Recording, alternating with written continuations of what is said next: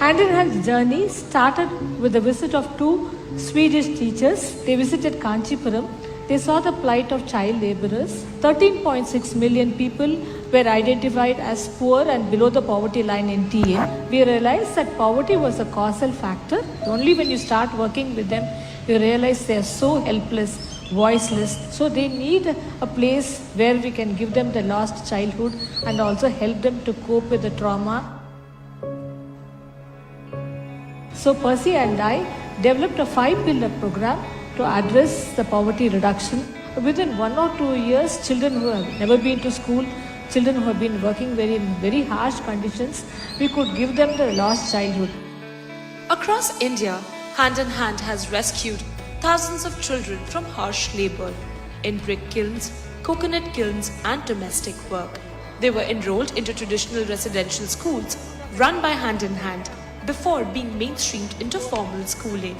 Over 500 of them have gone on to complete school, college and even postgraduate degrees.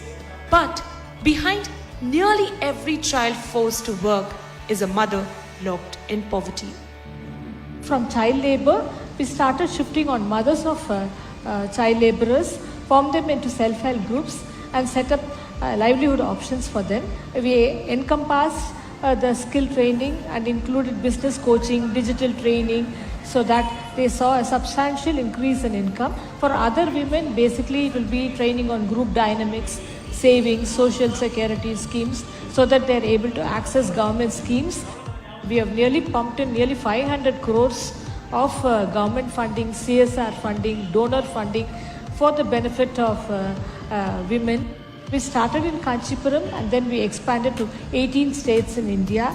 We customized it based on the need, socio-demographic conditions of each state. So we promoted nearly 50,000 self-help groups across India. Today, after 21 years, Hand in Hand has reached over 1 million women and impacted nearly 4 million families, trained 30,000 youth and 25,000 farmers, and continues to partner with governments and institutions to scale impact nationwide. After testing the waters in India, we managed to scale it up in South Africa, in Afghanistan, in Brazil, Cambodia and Sri Lanka. From the looms of Kanchipuram to classrooms, clinics and credit lines, Hand in Hand has created over 11 million jobs, disbursed 10,000 crore rupees in microfinance and continues to prove that poverty isn't permanent, especially when women lead the way. When we started the self-help group program in 2004, they were illiterate. They used to use their fingerprint for even recording the group attendance. Today their children are all, most of them are engineers or doctors. They managed to save the money and empower their children, and the family has progressed from poverty to a middle class. When I come across a police officer or a police supervisor, constable in metro, and he says, I was your student, then that brings tears into my eyes.